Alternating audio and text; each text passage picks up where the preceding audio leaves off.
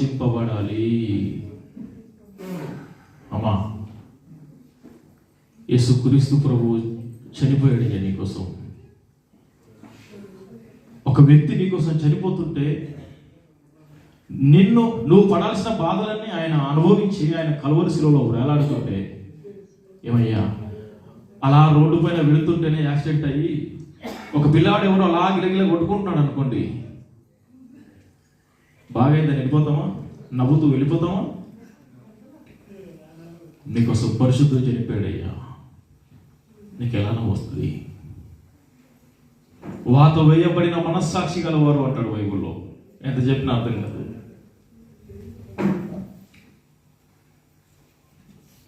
లోకగారు రాసిన సువార్తలో ఆయన మాట్లాడిన 7వ మాట, మొదటి మాట ఏమన్నాడు? తండ్రి, వీడేమి చేయుచున్నారో క్షమాపణ కోరుకున్నాడయ్యా, నీకోసం నా కోసమే.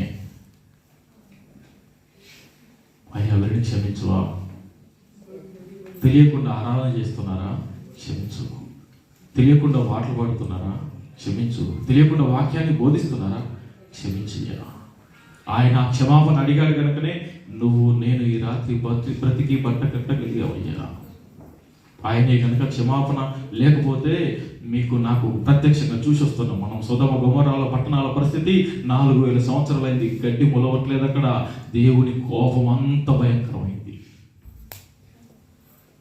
కానీ దేవుడు క్షమించవా అని అడిగిన మాటకి నేను బ్రతికి బట్ట కట్టగలుగుతున్నావు. బైబిల్లో 7 అనే నెంబర్కు చాలా ప్రాముఖ్యత ఉంది.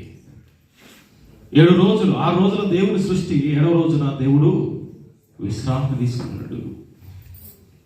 ఎరుకో గోడలు కూల్చడానికి ఎన్ని రోజులు? 7 రోజులు. ఎన్నిసార్లు తిరిగారు? 7 సార్లు ఆ ఎరుకో గోడల చుట్టూ తిరిగారు. 7 బోర్లు ఉదారు, కుప్పకూలిపోయే గోడలు. నయమాను ఎలీషా దగ్గరికి వచ్చాడు. ఎన్నిసార్లు మునిగాడు? 7 సార్లు.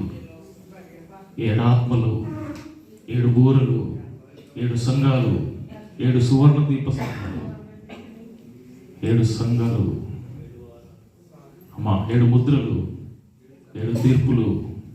7 నెంబర్కి ఎంత ప్రాముఖ్యత ఉందంటే బైబిల్లో. ఆయన కూడా కల్వరి శిలువలో పలికిన మాటలని 7 మాటలు. మొదటి మాట క్షమాపణ. 2వ మాట ఆయనే చచ్చిపోతున్నాడు, ఆయనే బాధల్లో ఉన్నాడు, అయినా కూడా పక్కన వాడు నన్ను రక్షించవా అని అడుగుతుంటే ఆ వేదనలో ఉండి కూడా ఆయన పనిని మర్చిపోలేదు సుమా. వేదన